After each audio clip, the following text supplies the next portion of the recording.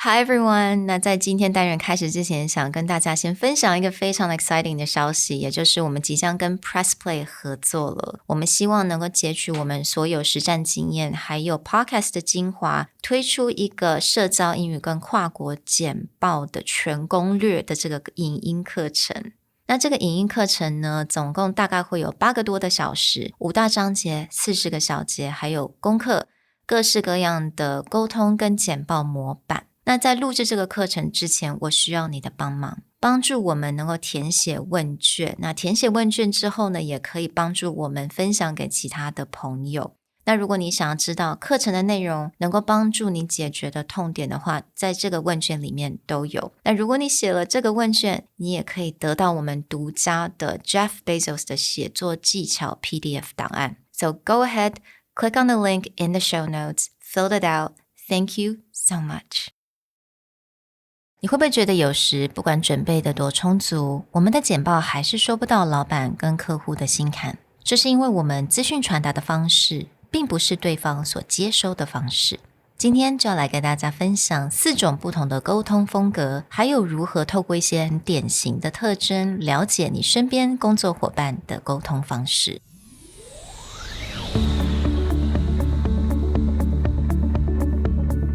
Hello， 欢迎来到 Executive Plus 主管与沟通力的 Podcast。I'm Sherry, an educator, certified coach, and style enthusiast. 我相信专业有效的沟通是语言跟逻辑的完美结合。And I'm Nick, a startup consultant, corporate trainer, and late-night gaming junkie. I believe great communication requires the right mindset and solid frameworks. 我们希望带给大家职场英语的技能、跨文化沟通技巧与其他能帮助您成为出色领导者的工具。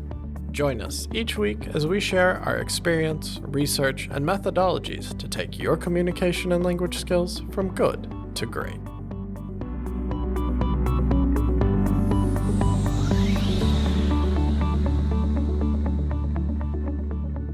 Hey everybody, welcome back to the Executive Plus podcast. In this episode and the following 4 episodes, we're going to talk about something that underlines a lot of the way we approach communication between different people. And it's something we actually touched on back in episode 40-something. And we're bringing it back to light because it's become more and more important as we work with a lot of our clients on audience analysis, understanding your customer, and understanding how to communicate with your boss. And that topic is communication styles. 没错，那刚刚 Nick 有讲到啊 audience analysis 也就是听众或者是观众的分析。那大部分我们在想 audience analysis 的时候，我们都会想到对方的年纪，他可能背景，他喜欢什么，类似像这样子的一些 components 我们可能会放在我们的所谓分析里面。但是啊，其实沟通接收 information 沟通的这个风格每个人都不太一样，所以今天希望能够透过我们接下来这几个单元，让大家多多了解不同的沟通风格，还有你要怎么样能够让你的简报真的能够触动他们的心，能够让他们接收到 information。The foundation for everything that we'll talk about actually comes from a company back in the US called Traycom, who since the 1970s have been studying people's communication style and something they call versatility, which is your ability to adjust your communication to the way that your audience likes to receive information. And your ability to do that is called versatility. Now, we're not going to go deep into the assessment or on all the nuances of how this works, but we really want to overview the thought process behind this so that you can start identifying people's communication style. One of the most important parts of this type of assessment is this is not a personality test. Unlike a lot of things, say MBTI or DISC or Strength Finder, where it's about understanding your own personality, your own strengths, and an internal discussion, this is about observable behavior, your ability to see how other people act, how other people talk, what other people's body language is, and getting an understanding of the way they like to communicate and the way they like more importantly, to receive information. 那我觉得 social style 一个非常重要的一个部分，刚刚 Nick 有提过，也就是我们可以透过很多很典型的一些特征去了解我们身边的人，并不一定每个人都要透过这些 assessment， 好像大家都要 do like a test， 有点像 personality test 嘛。其实我们不需要，我们其实透过很多的观察，我们把眼睛放大，把耳朵打开 ，really listen and really look at how they interact and how they receive information， 其实我们是可以了解到这一些人他们可能是什么样子的沟通风格。When we talk about communication style, it's often defined by what we call observable say and do behavior, which are the things that you can see in someone's speaking manner, their body language. So examples of say and do behavior might be, does someone talk very quietly? Does someone talk very loud? Do they have a faster paced body movement? Are they slower with their body movement? More eye contact versus less eye contact. But also including the way that they ask questions. Is this person more inclined to tell you what to do, or is this person more inclined to ask you questions and understand more about what you're saying?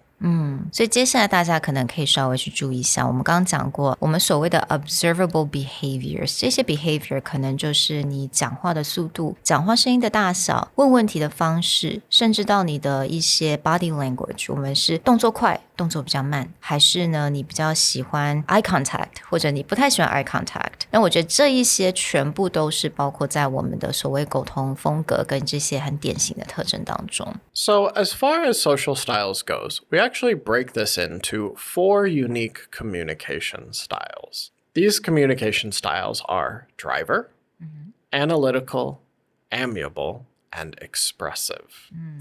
Over the subsequent episodes, we're actually going to touch a little bit on how to communicate with each style, and if you are that style, how to use it to your own advantage in order to become a better communicator or to get your ideas across. 那所以在接下来的一系列的单元当中呢，我们就会去跟大家每一集就会去分析，比如说我们今天要讲到其中一种它的一个沟通风格，那如何要跟他们做一些沟通，那这个沟通可能是简报，可能是 small talk， 或者是要在开会的时候要怎么跟这个人做沟通。 So but today we're just going to give everyone an overview of all these 4 different types。那刚刚 Nick 说了嘛，我们有4种，那我们就分成分析型，也就是 Analytics， 行动型，也就是 Drivers， 和蔼型 Amiables， and 表现型 Expressive。 The way to understand each of these styles is we're looking at communication along 2 aspects. Where each of these styles come from is based on this.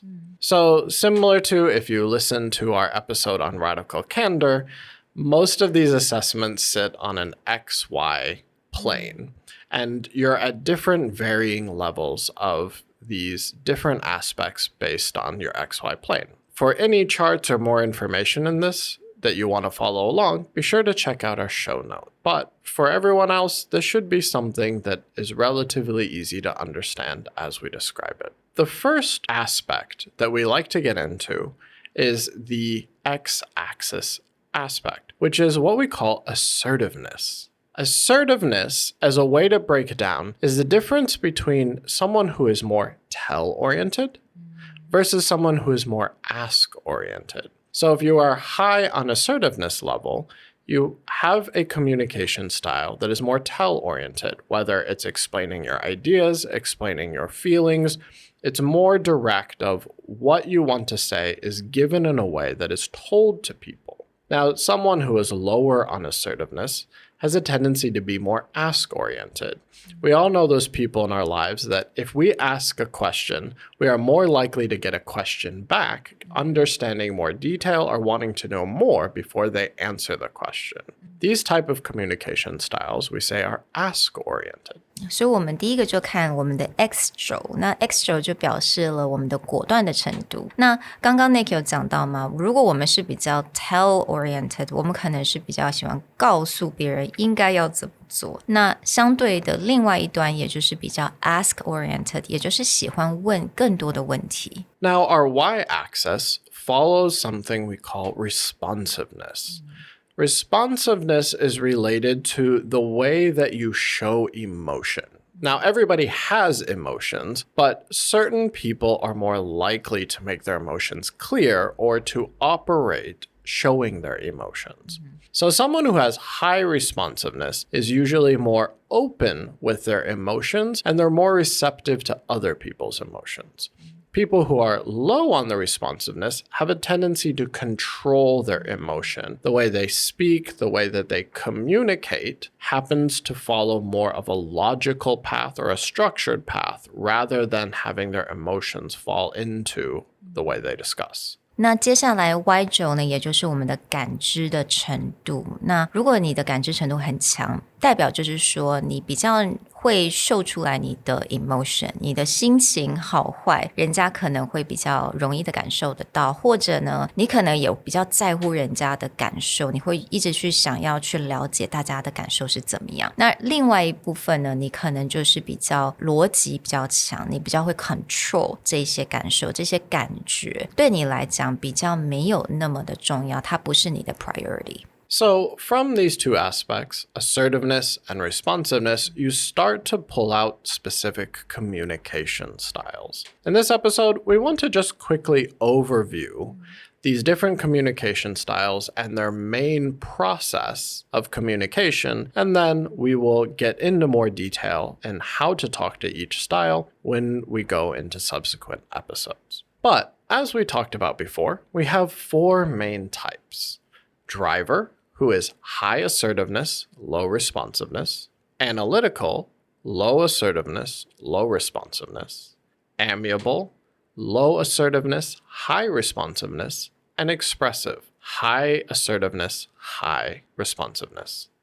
所以呢，我们第一个如果来讲到行动型 drivers， 那 drivers 呢，它就是比较 tell oriented， 也就是他会跟人家讲你该怎么做，那他也是比较理性一点的人。那分析型的人，他也是理性的人，但是呢，他是比较会问问题的，他比较不会跟人家说你应该怎么做，而是他会问很多问题。那接下来和蔼型的人呢，和蔼型呢，他也是喜欢问人家问题，但是他在情感上面，他也蛮注意到大家的情感，他身边的大家的 emotion。 那接下来就是表现型，表现型就是什么地方都很强，他对于情感表达很强，还有他也比较会跟人家讲，也就是 tell oriented， 告诉人家该怎么做。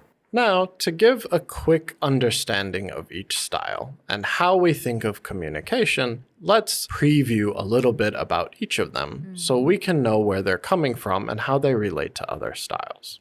The first style that I want to share with you is analytical. Analytical is someone who is low on assertiveness, they are ask-oriented, and low on responsiveness. They are more controlled in their emotion. Now, the best way for you to picture an analytical in your office or in your life is the person who is constantly obsessed with finding more information, asking as many questions as they can, observing the world, gathering data. You can also think of an analytical in terms of how a maybe 3-year-old views the world, where they're always going around asking questions why, observing what's going on. And if you ask them a question, they are less likely to give you a response. They are more likely to try and understand why you're asking that question. Yeah, we definitely have a lot of those in our world. 所以刚刚 Nick 有讲的，有点这种分析型的人，他有点像是3岁小孩子，他很喜欢问 why。就算你问他问题，他也会想问你说，那你为什么要问那个问题？ Why do you ask that question? So from my understanding, analytics are also someone that they don't tend to say a lot, right? 他话是相对的比较少一点的。An analytical is definitely someone who is less likely to share in like a public situation, training, or an office meeting, because analyticals thrive on information. Now, how does this survive with communication if this is not a person who's talking a lot? Well, when this assessment comes out, the way that you look at an analytical is if they are given enough time. An analytical is always someone you can rely on to make very high quality decisions. Because this is a person who has spent their entire day or the entire meeting like asking questions, observing what other people are saying, and then sorting out and structuring in their head like, oh, okay, how do we handle this situation? It's a very analytical trait. 所以他是一个会收集所有他所需要 information 的人，然后才会去做一个决定。所以他其实蛮注重一些小细节的 right? They really pay attention to like details. 那我觉得这边也蛮有意思的，也就是他们在表达意见的时候and then Nick, you can tell me if 他们会比较注重他每一个字 They kind of pay attention to the wording they say, and they take their time to get that question out. That's definitely something that is true for an analytical. And one of the things to keep in mind, because this is back to communication, that for analyticals is their preference is to ask questions to get information. So if you want information from analytical, you actually have to ask them directly. If you ever ask a question in a room, like in a meeting, in general, it's very unlikely the analytical will answer your question, even you know they have all the information, they have all the data. It must be directed at them. Or if you really want an analytical to open up, you need to give them enough time, either private one-on-one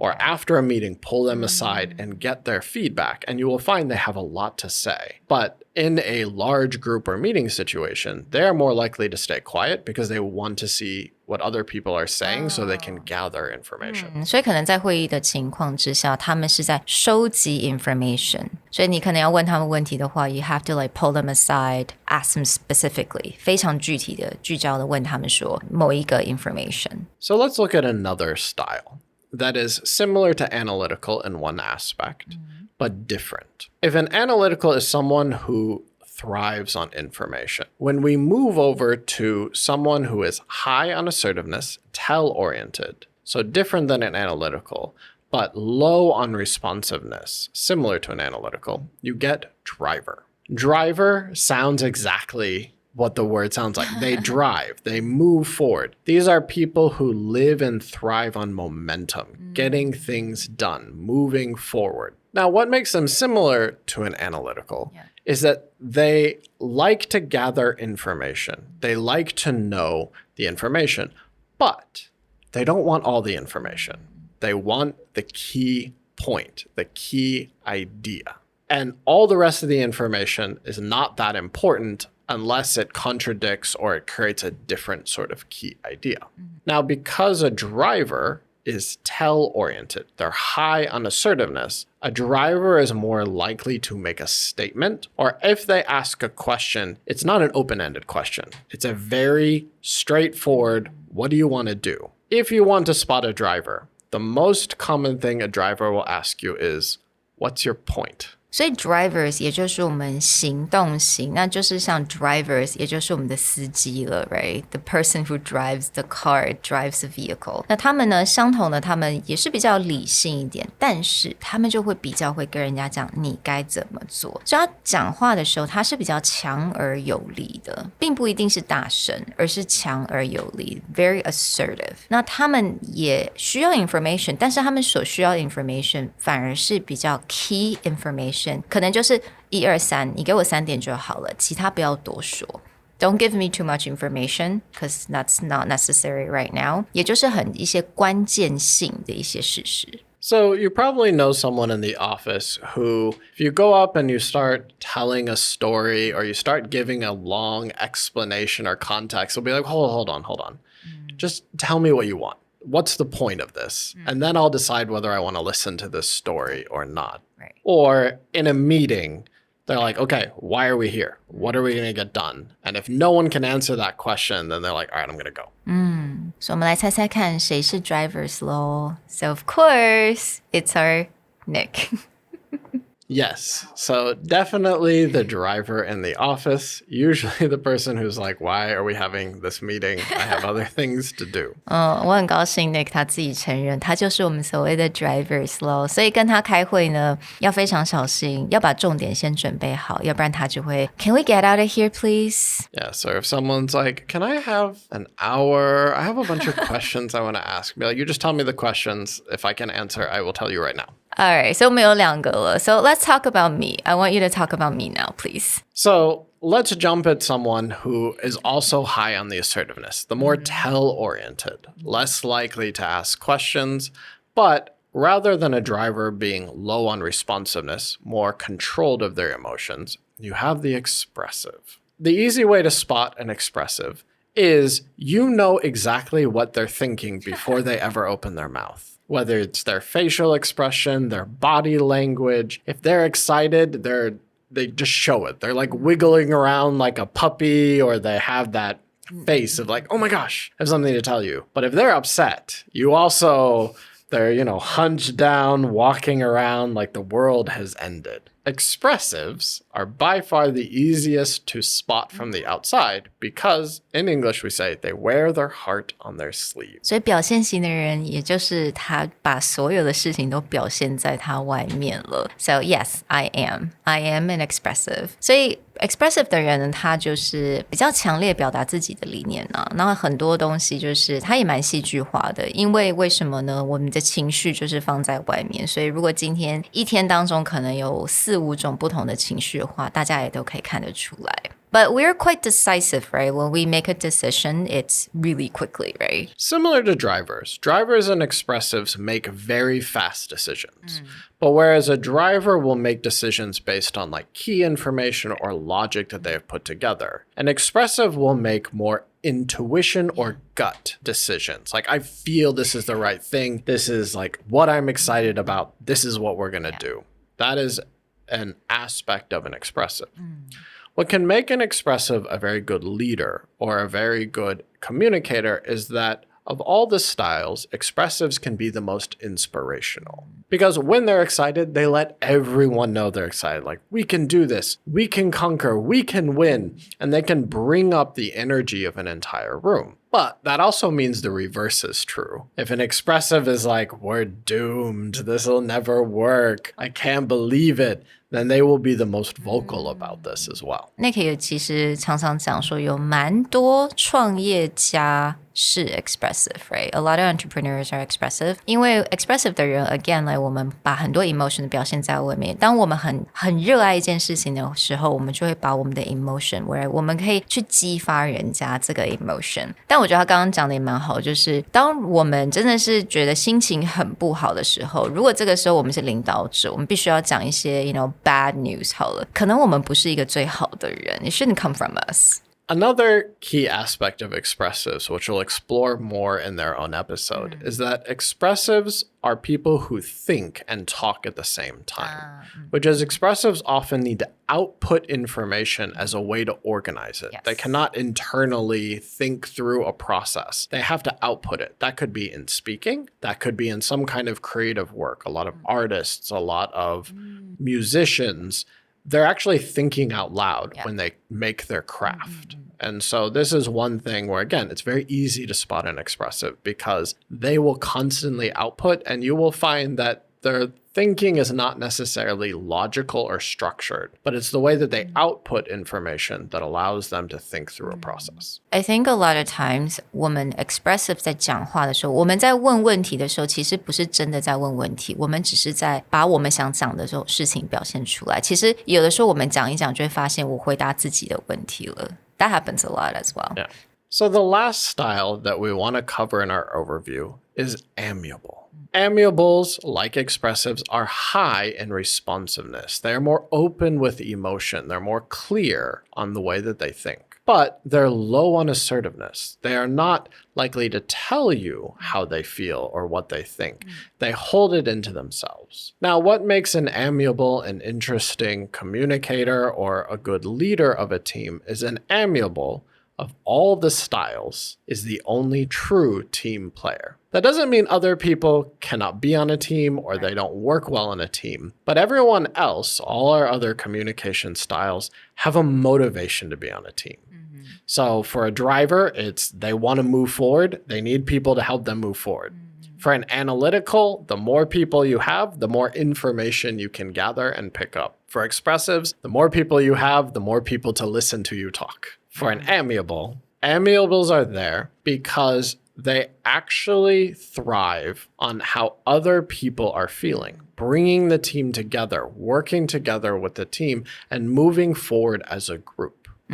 So I think amiable, they're someone that, and a really interesting trait is that in a meeting, they're less likely to express their thoughts, right? 在团体中的时候，他们比较不爱去讲他们自己所想的一些事情。So if you ask an amiable a question, what do you think?